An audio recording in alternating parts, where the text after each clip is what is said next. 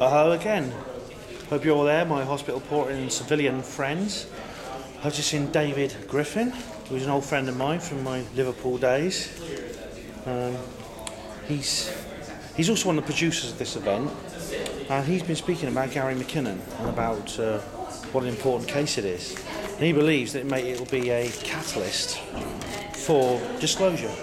And well, I'm not entirely sure about that, but it does represent a change in the tide of our times, I think.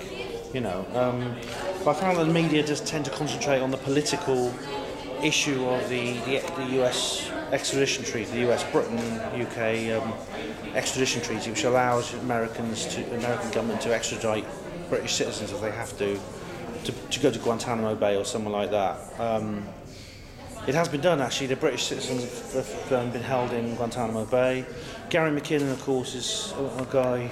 Well, if you look on the blog, and you'll see that I've written about him before. But he's really, I think he's been made an example of. Really, it's a warning for other people not to look into what he looked into. And oddly enough, the media haven't really spoken about why he did it, his motives, his discoveries. The media have concentrated almost completely on this political extradition issue, which is an important issue, but it doesn't really, I think, get to the crux of the matter. It's really, David quoted a man called, his name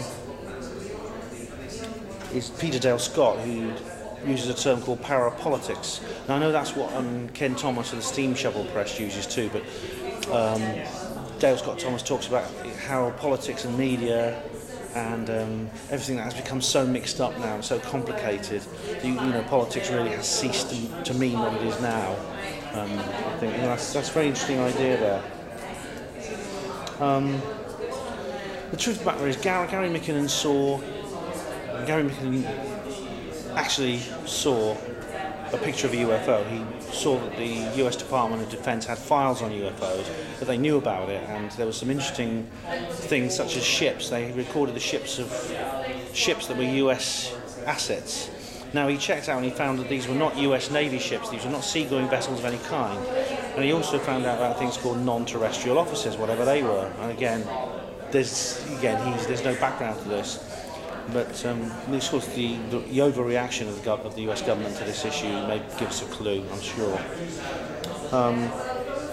We're dealing with a kind of Machiavellian type situation, really. Machiavelli, I know he famously said the ends justifies the means, but he also spoke about basically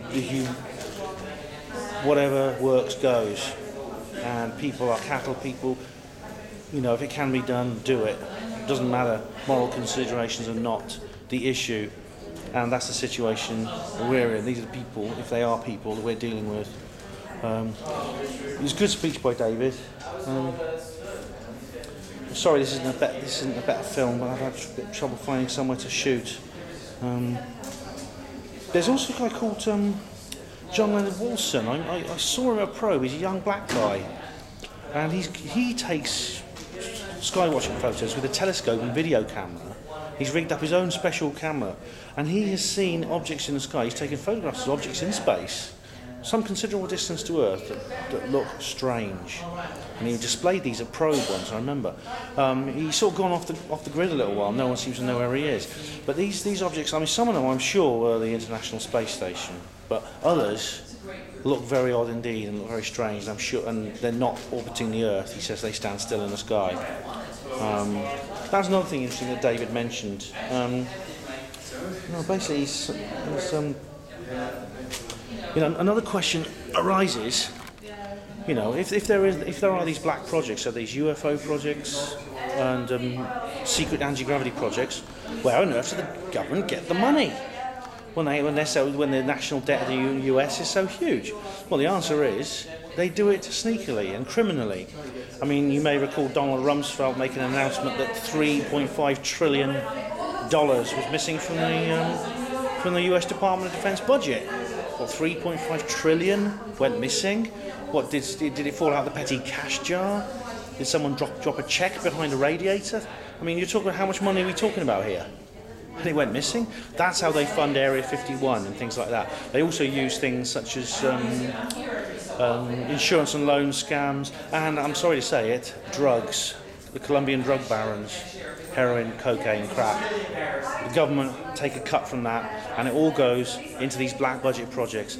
So if you want to know, if anyone wants to fund a secret UFO project, aliens, anti-gravity, it's easy, there's plenty of money available. Anyway, I'll try to find somewhere better to film than this. I'm sorry this isn't very good. I'll see you later anyway.